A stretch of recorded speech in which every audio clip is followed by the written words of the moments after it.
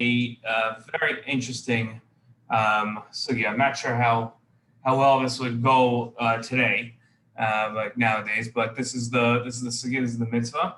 We're going to be looking at the 38th mitzvah of the Torah, and this is the mitzvah of a Cohen Gadol to marry a besulah, which is a virgin. So that's the halacha.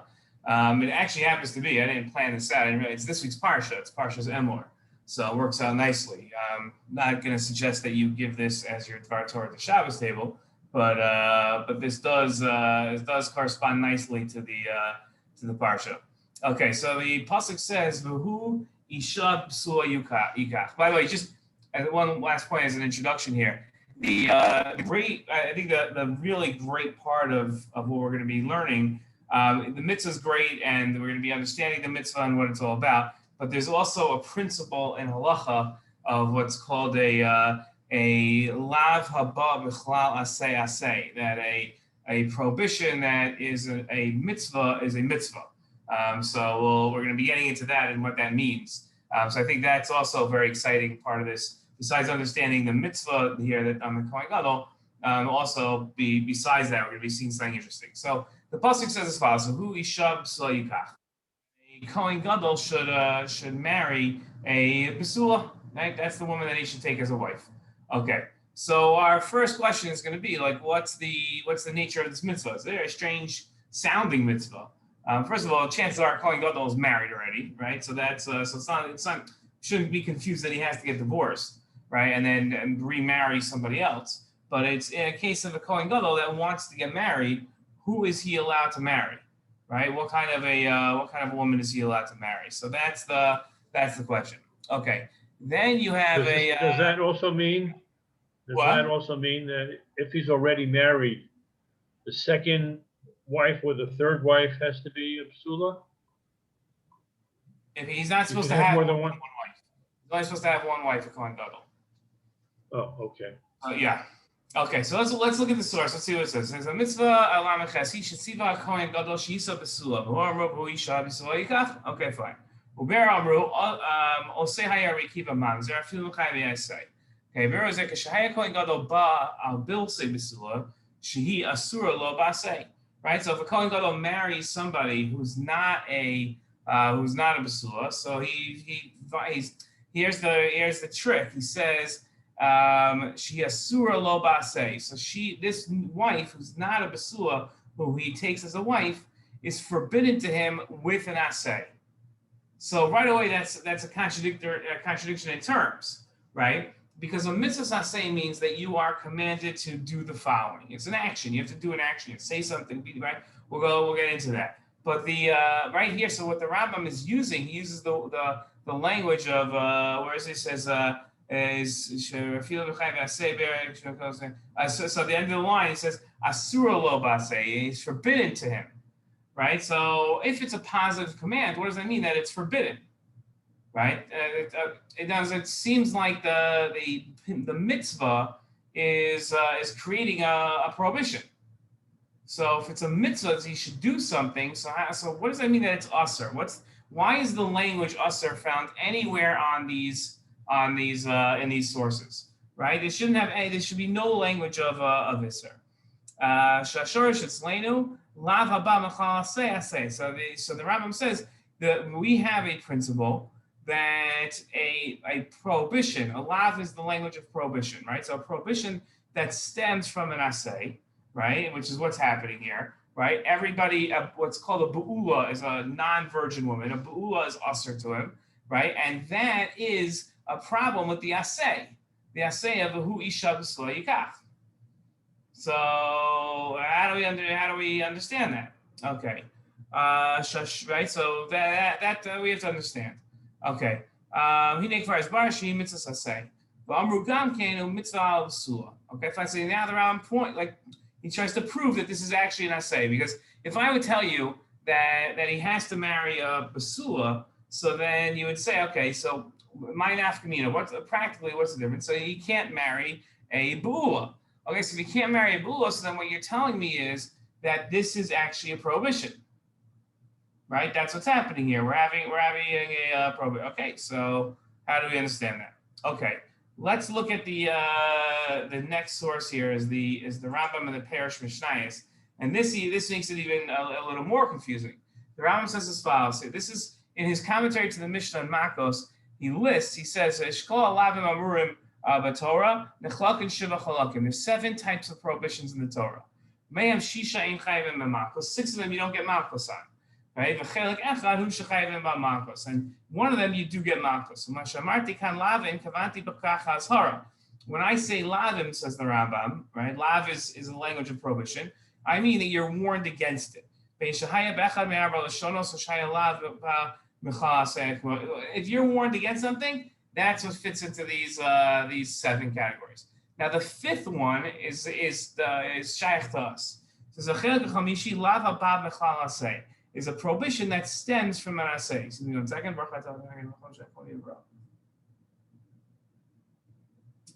You go on Amru. Amen. Thank you.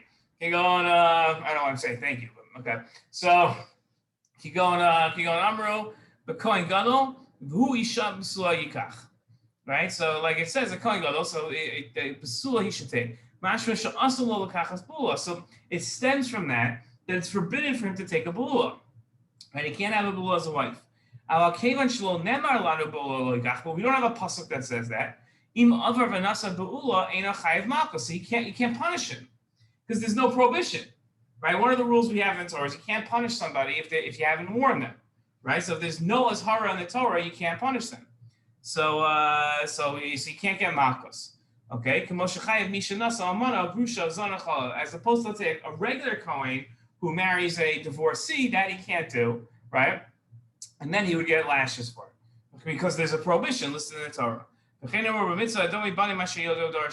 Okay, so now, what's the nature of this mitzvah if we're saying that it's not prohibited, right? We're saying it's not prohibited, and we're right. So this is the issue, right? So that's the problem. Okay, so what is a lav haba b'chala say? So you have in Hilchos Brachos, we have an idea that there are mitzvahs that we have 2 types of mitzvahs asay, excuse me. You have one that you're chayiv to do. Every morning I'm chayiv to put on tefillin, right? Every day I'm chayiv to put on tefillin. Every day I'm chayiv to, every sukkah I'm chayiv to sit in the sukkah. Those are mitzvahs that I have to do them. I must do those mitzvahs. Then there's a mitzvah called a reshus. A reshus means I can go through my whole life, never perform the mitzvah, and as long as I didn't set myself in certain circumstances, I haven't done anything wrong. So for instance, I live in a tent my whole life, that's a reshus. I never have to do mezuzah, right? And I never have to put up a fence around my roof because I don't have a roof. And since I live in a tent, I only have flimsy walls. I don't have a doorpost, so I have no need for a mezuzah. So it's not that I haven't performed a mitzvah that I was supposed to. That's a reshus. That's within certain circumstances. If I decide to put myself in those circumstances, then fine. Okay. Then there are mitzvahs that have 0 action to them, right? So the mitzvah of what we call like chovos halevavos, the mitzvahs of avos Hashem, yiras Hashem, all the types of things that we would say colloquially are in my heart. And then you have mitzvahs that you speak, right? You have mitzvahs of dibur. So what's this mitzvah, right? What's this mitzvah here, right? So is this a chiyuv? He has to go ahead, and he must, while he's a Cohen Gadol, he must find a besulah to marry, right? It's hard to believe. That can't be what it is, right? And it's not an isser, right? Because it's not a los asay, it's a mitzvah asay. So is it a reshus? If he finds himself wanting to get married, then he has to marry this type of. What is happening here? What kind of mitzvah is this? That's the question, right?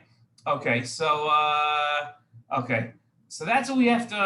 That's it. This seems more like an isser than it does a mitzvah, right? So that's the question, and then you have to ask the question. Okay, fine.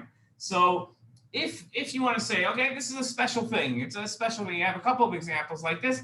Lava baba chala asay. That you have an asay that really is just simply creating a prohibition, right? So you'll say that there's a special case. Fine. Okay. Why not just list it as an isser?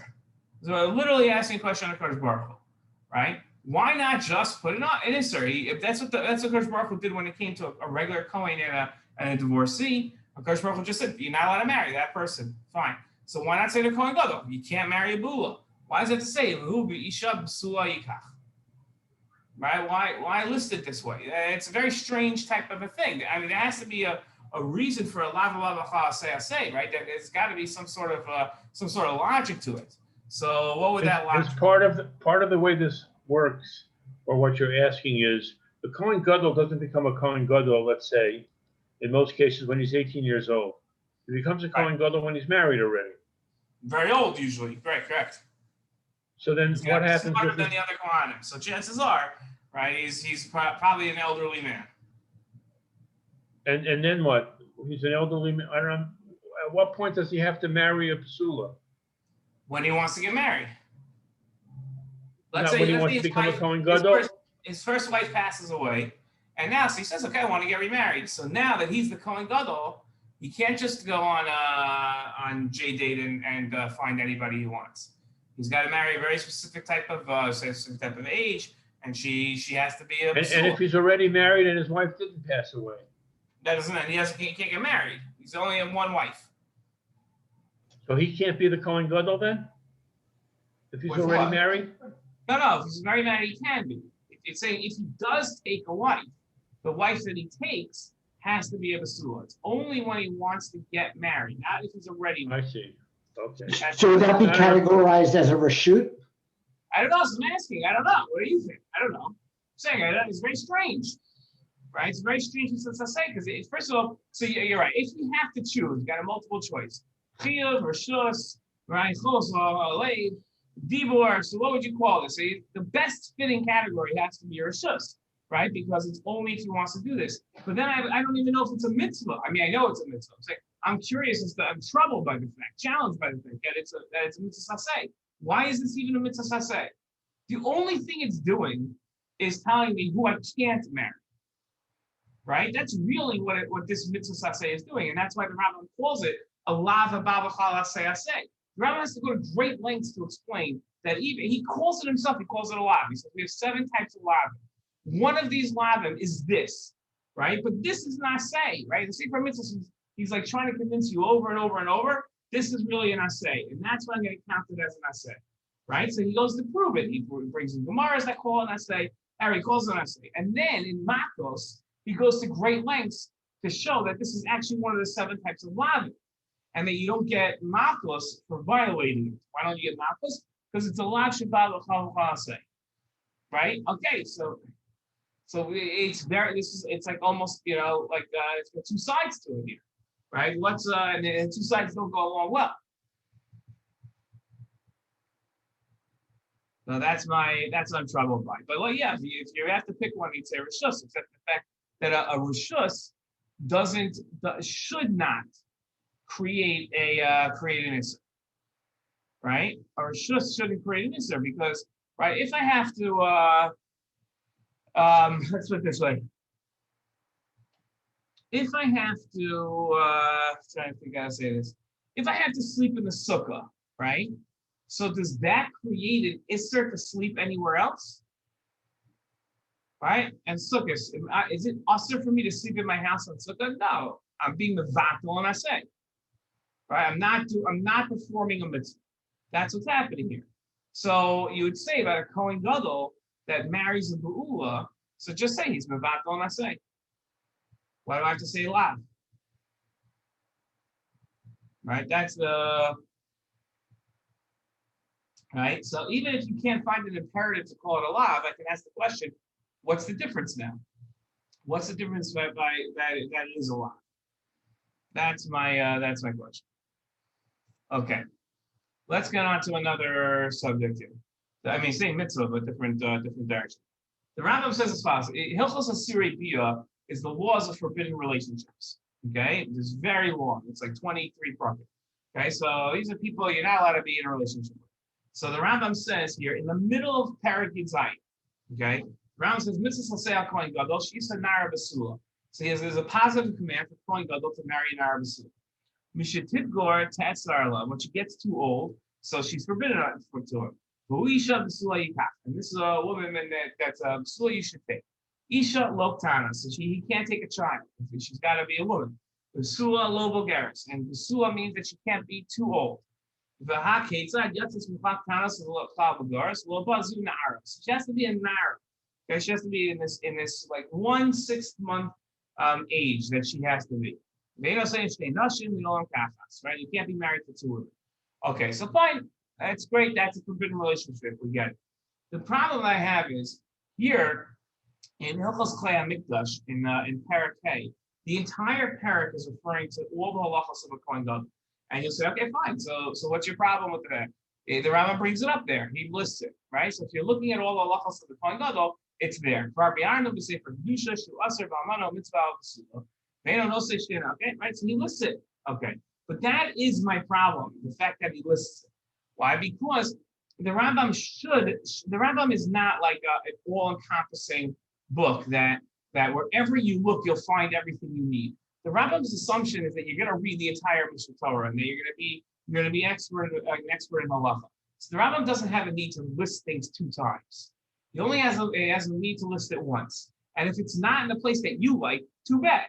He's going to put it in the most fitting place, right? So here, the fact that the Rambam puts it in Hilchos Isurei is a question, right? That's the main part. That's where he says mitzvahs aseh, right? There's a mitzvah to right, and then later on he writes, we already explained, right, that and that's referring to here, right? We already explained that. So why does the Rambam list it twice, and why is its main place in forbidden relationships and not in the perek about a Cohen Gadol? That's where I would put it. I would put it its main thing in the halachos of a Cohen Gadol. And you see, do you know of any other place where the Rambam lists the mitzvah twice? Plenty. And each time you got to ask the question. Right. Because there's as many times as he does, there's many, many more times that he doesn't. Mm-hmm. Right? So that's our that's our issue. But yeah, but there's plenty. I don't have anything off the top of my head, but there's plenty of places that he listened twice. Okay. Then the Rambam says as fast as source number 9. Cohen Gadol tzarich sheyeh gadol mikol echav hakohanim b'noi b'kolach b'osher b'chachma b'mara. Right, so the Cohen Gadol's got to be greater than all the other Kohanim. He's got to be wealthier, smarter, better looking. He's got to be like the greatest of the Kohanim. Okay, that's who gets chosen. Now, let's say he's got everything, but he doesn't have money. Everybody gets taxed, and all the money goes to the Cohen Gadol, this guy that they want to be the Cohen Gadol, until he becomes wealthier than everybody else. Right? Okay. So then the Rambam says, a Cohen Gadol has to be knowing with kavod. He can't be with everybody else. They can't be in the bathhouse with them. He can't go to the bathroom in the same bathroom as them. Can't let them see him get a haircut. There's kavod that everybody has to give the Cohen Gadol. Okay. The going on here. So just we can go past this very quickly. But just so we know, the Rambam, the idea, who does he have to marry? He has to marry a girl between the age of 12 and 12 and a half. Once she hits 12 and a half, then she's no longer available to, like, she doesn't qualify anymore as somebody that can marry him. And too young, she can't she too young, she can't what's it called? She can't get married either, right? He can't marry her. She can get married. He can't marry her. Okay? So 12 to 12 and a half. Okay. So look at this Gemara. They're going to do a lot of work on this Gemara. The Gemara says like this. This is the Mishnah says, a Cohen Gadol, lo yisal mana. A Cohen Gadol can't marry a widow, right? A regular Cohen can marry a widow. A Cohen Gadol, that's the difference, right? You can't marry Cohen. Wait, did I skip a halacha? I think, no, we didn't get, yeah, here, sorry. This halacha we didn't do. I think, no, sorry. Okay, I don't know, maybe it's later on. I guess, yeah, it's number 14. Sorry, okay, my mistake. Okay, let's go back. Cohen Gadol lo yisal mana. Cohen Gadol can't marry a widow. Ben amana min Irusin, ben amana min Asuin, right? So in a wedding, there are 2 parts to a wedding that we have nowadays. This used to be clear, much more differentiated in 2 parts because it used to be that that there was a year separating an Irusin and Asuin. Nowadays, we do them all under the chuppah at once. And you read the ksuba in between. Most people read the ksuba sometimes in a long speech in order to separate the 2. But really, there used to be a year apart from Irusin and Isuin. Irusin, there's a couple of halachas. She's usher to anybody else, but they don't live together yet. They're not married. Only after Isuin do they live together. So the question that Gemara is dealing with is let's say she has Irusin, and then the guy that she's misares to dies. So now is she considered a widow insofar as the Cohen Gadol now can't marry her, right? Or are we saying that no? It's only from נישואין? It's only that latter part when they're actually really married, right? So it says Cohen Gadol Isa Amana Ben Amana Ben Irusin Ben Amana Isun. So the Mishnah says straight out, both. It doesn't make a difference. Even at the earlier time, she would still be disqualified. Lo Yisas Bogeres or Elazar Machshirin Bogeres. Right, so the Mishnah says that she can't marry a Bogeres, but Elazar disagrees, right, and says that she can marry a Bogeres as a girl that's 12 and a half and on. Okay, so we have two debates, whether or not you're considered an almana if you only had Irusin, and whether or not you're considered a Cohen Gadol can marry a girl who's 12 and a half, or is that not allowed? Okay, so the Gemara says Tana Rabbana almana lo yikach. Right, so it says an almana can't ben almana ben Irusin ben almana ben נישואין. Whether or not, right, like the Mishnah said, whether or not it's from the Irusin that then her husband died, or from נישואין. Okay, pshita. So the Gemara says that's obvious. Why like if the husband died, the husband died. So it's what's the difference if it was from Irusin נישואין? She's an almana. Maladatema leilaf almana mitamar malhala min נישואין afka min נישואין. So maybe you look at the example of Tamar, whose husbands died. And that was from נישואין. So you'll say just like Tamar was from נישואין, so too Cohen Gadol is only considered almana from נישואין. So Kamash Mulan, no, it's even from Irusin. We don't look at Tamar as the example. Dumya de Grusha. So we'll say that it's we can say we learn it from a divorcee, right? Ma Grusha be min נישואין ben ha-Irusin. So just like a divorcee, she's considered a divorcee and forbidden to a Kohen, whether or not she got divorced after Irusin or after נישואין, even at that earlier stage, right? So also almana, afalmana bemin Irusin or min נישואין. Okay, so that's Gemara. Well, we would like to know why it is that there's a Havamina that she would not be considered an almana from Irusin, right? From that earlier stage. Now you'll say, what do you mean? The Gemara says straight out because maybe you'll learn from Tamar. Okay, so yeah, it's true that that's where you would have gotten it from, but what's the concept? Remember, we're always looking for the conceptual explanation, right? So our question would be, what about Tamar doesn't qualify as an example, right? Or what is the first we want to know what the svarah is that we don't follow, to think that we would follow Tamar's example and that an almana from Irusin wouldn't count. And that you're only an almana if you've already gone through נישואין. That's our question. And then we want to know what's the maskana. How did the Gemara decide the opposite way? And the Gemara say that even if you're an almana from Irusin, then you are still considered almana. Okay, so that's our two questions on this Gemara. Is that clear? Yeah, Rabbi, one thing, and you may have mentioned this in the introductory shiur, but the language is interesting because I think at one point you translated it as they say it's both the engagement and the נישואין. Why couldn't they just say the engagement? Because that's if it's at the engagement, then it's obvious that it's going to be at the second stage. Right. So you would rewrite the Mishnah and say Cohen Gadol Isa Amana afilu min ha-Irusin, even from the Irusin. Right. Then you would know. Yeah, I don't know if there's such a difference in writing that. Okay. You know. I'm saying because you can't have the second one without the first one, right? Right. 100%. Correct. I'm saying I just don't know if you write it if there would be any difference. Okay. You're saving yourself like 3 words only. You know. That's the difference. Yeah. Okay. Here's something interesting. If you remember earlier, let's look at it. The Rambam in Iisuri Biya, right? So this, if you look, right, this is halacha Yud Gimel, where the Rambam talks about you can only marry a besulah. Okay, so it goes all. So he waits until the 13th halacha of this perek. Okay. Now look here, and the Rambam in the beginning of that perek, he had written Shalosh Nashim Nesra Kol Kohanim. There are 3 types of women that are forbidden on all Kohanim: Grusha, Zona, B'chol. Okay, divorcee, prostitute, and a woman who's a product of a marriage of a Kohen to somebody who her father wasn't allowed to marry. Okay, so those are the 3 I'm going. And then he says, he says, Elo Shalosh Ve'hamana. For Cohen Gadol, Cohen Gadol Arba. Cohen Gadol has 4, right? The first 3, the Grusha Zona Kala, and also an Amana. Okay.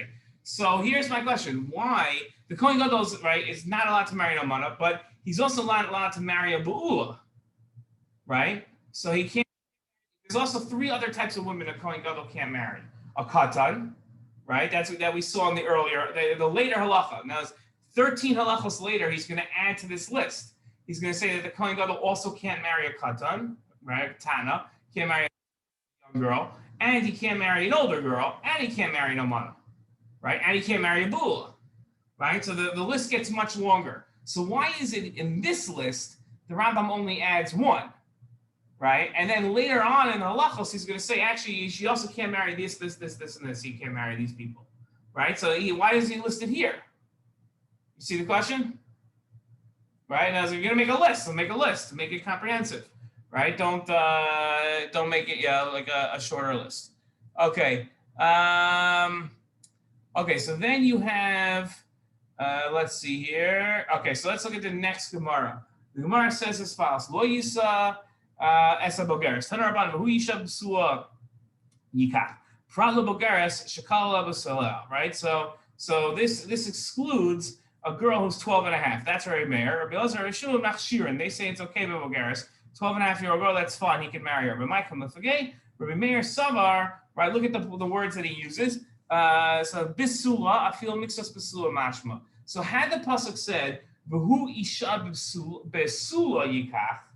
Right, that besulah, just not besulah, then I would say that even if she then it's only if she, even if she only has some of besulim, she's only somewhat a virgin, then that's what the pasuk would tell me.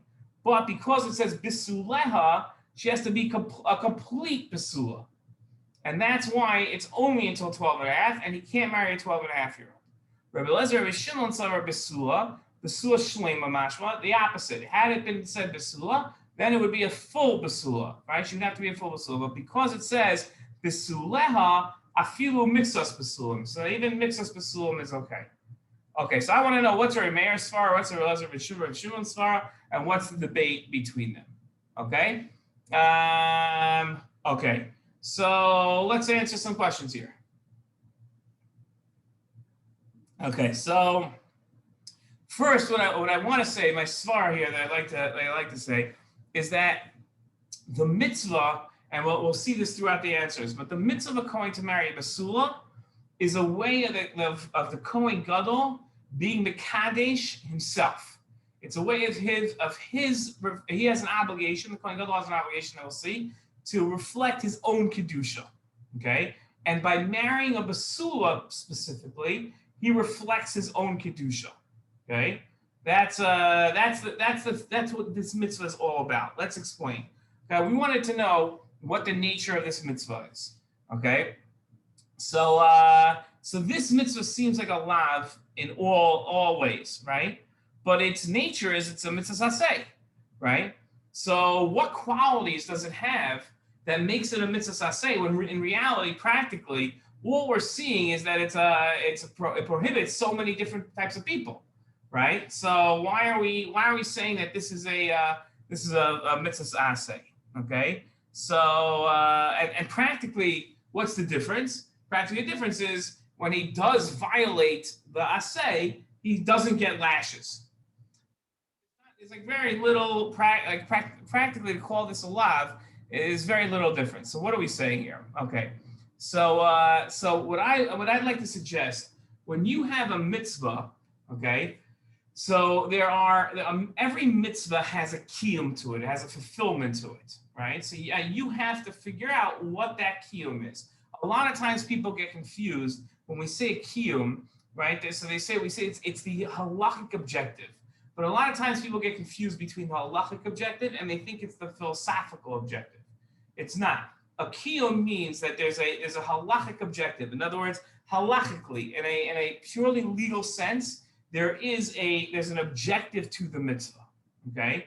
So, right, and so it's not why we do the mitzvah, but it's what the mitzvah achieves. It's what the mitzvah accomplishes on a legal level, Okay, that's the idea. So what I would like to suggest is that when you have a mitzvah that, for all practical purposes, acts as a prohibition, as this one does, but still has a kiyum to it. An isser doesn't have a kiyum. There's no kiyum to an isser. Okay, you don't have such a thing as a kiyum to an isser. But when a prohibition it has a kiyum to it, then what ends up happening is it actually becomes an assay, right? Then it's listed. I shouldn't say it becomes an assay because it sounds like there's some transformative phenomena. But it is an assay by nature. Okay? If there is a kiyum to the prohibition, then there's if the prohibition set is really centered around the kiyum, then then it becomes a lav v'chlal assay. Then it becomes an assay.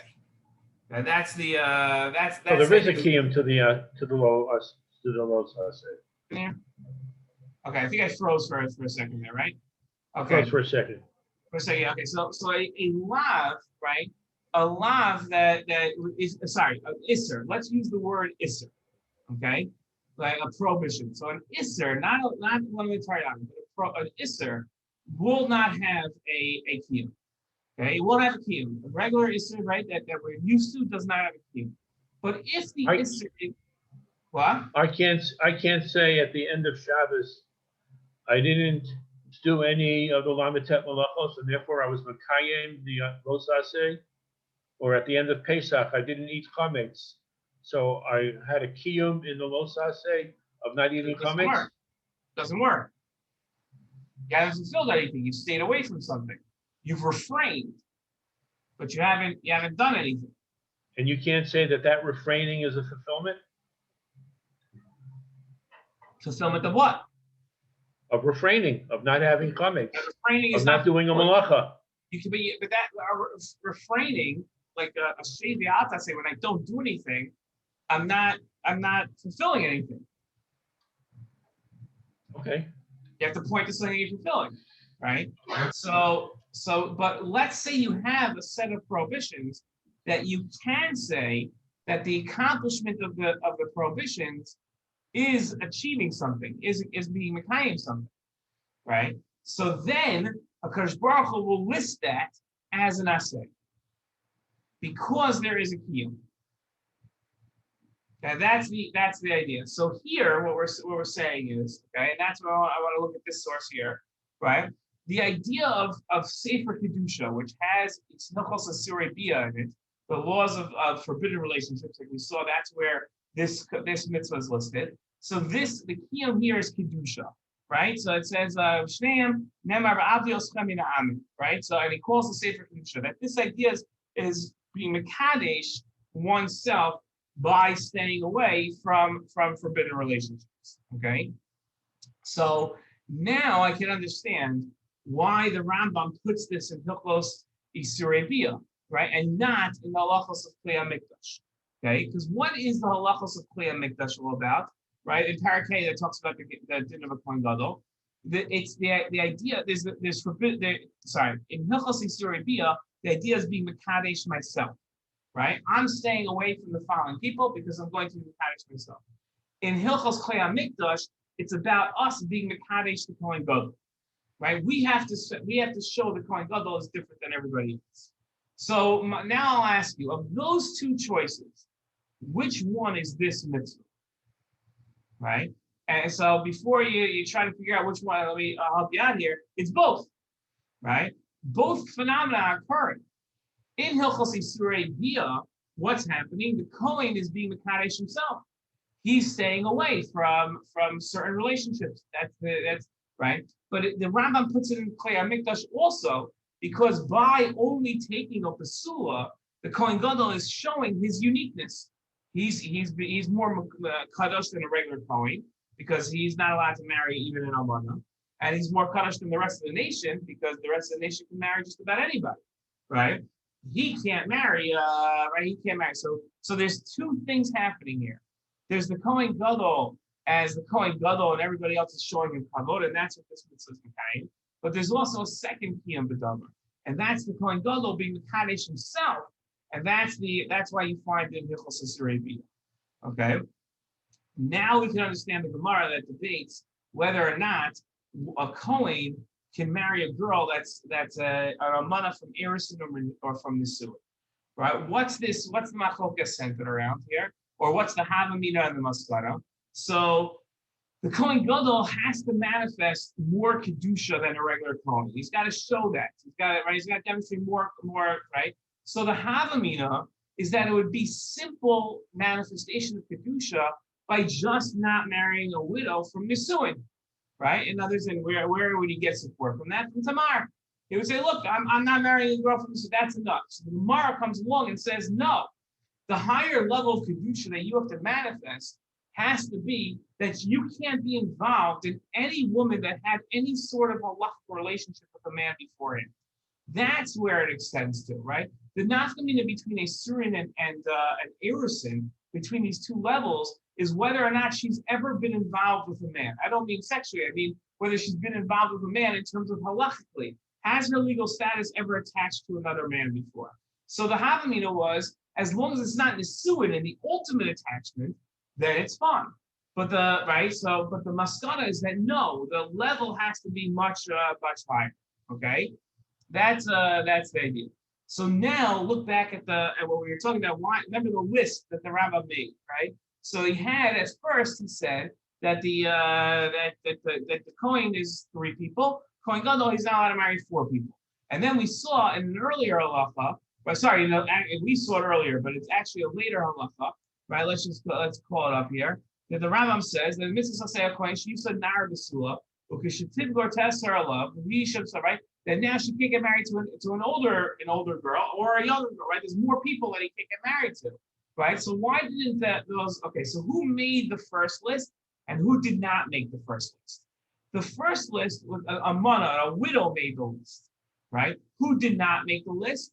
A girl below 12 and a girl above 12. And a girl that's besulah, right? Those 3 people did not make the list, okay? Right? So what's the difference between the 2 lists? Between an amana and the age difference and the besulah, right? What's the difference between the 2? That the first one made the first list and the last one later. So here's the difference, okay? There are 2 different chalos for a woman. There's 2 different status for a woman. One is her status in relation to other men. Is she a divorcee? Is she a widow? Is she right? Is she a zona? Right? All of those things are not about her. They're only her chalos in regards to to men. Right? Was she ever married? What was the nature of the breakup of the relationship? That's right. The second list that we have here, right, that appears later on, is the girl's biological status. Right? How old she is. Right? That's the status. So the first list was only in terms of her relationship to other people. The second list is her relationship to her biological relationship and her qualifications in terms of age. And that's why the Rambam splits it up. It's two different lists. Okay. Last thing we had was the machlokas between Rabbi Meir. Rabbi, can I just a quick question? On the list you just said, I think you said there was also he can't marry 2 women. How does that fit in? I didn't go through it. I don't know. I'm not sure. I didn't go through that. I'm not sure. But because I'm not 100% sure about how that halacha works. So, but I didn't go through it. I didn't look at the Gemaras in that. Okay. I apologize. Yeah. Okay. So then let's look at the machlokas between Rabbi Meir and Elazar and Shimon. Okay. So Rabbi Meir said that a Cohen Gadol can only marry a nara, meaning a girl from 12 to 12 and a half. Right. So what's the idea? So Chazal had this concept that once the girl hits 12 and a half, she starts losing the besulah. She starts losing that status, whether that's a biological reality or it's just a halachic status reality. That's open to interpretation. But in any case, at 12 and a half, the clock starts running out, and she's like a quasi besulah, quasi besulah. Okay, that's right. That's how they understood it. So Rabbi Meir felt that at 12 and a half, and this is how we pass it, that's it, the clock runs out, she's no longer considered a besulah. And the Cohen Gadol has to marry a woman that's a full besulah, right? Rabbi Elazar and Rabbi Shimon felt that as long as she maintains a vestige of her besulah, right? So that's enough, right? He's right. That's enough for him to still be, as we said in our original svarah, for him to still be makidash himself. As long as there's still a vestige of besulah, and that's fine, right? So the debate between them is a matter of degree in terms of what best reflects the Cohen Gadol's kedusha. Is it that a full besulah, or right that there's still right that it has to be 100% besulah, and that's the only thing, or as Rabbi Elazar and Rabbi Shimon hold that as long as there's that vestige of besulah, that's enough. That demonstrates his Torah. That's the okay. That is the shiur. Let me just Thank ask your svarah that says that the Cohen Gadol, whether he himself sets himself separate to be kadosh, or whether the nation sets him apart to be more kadosh.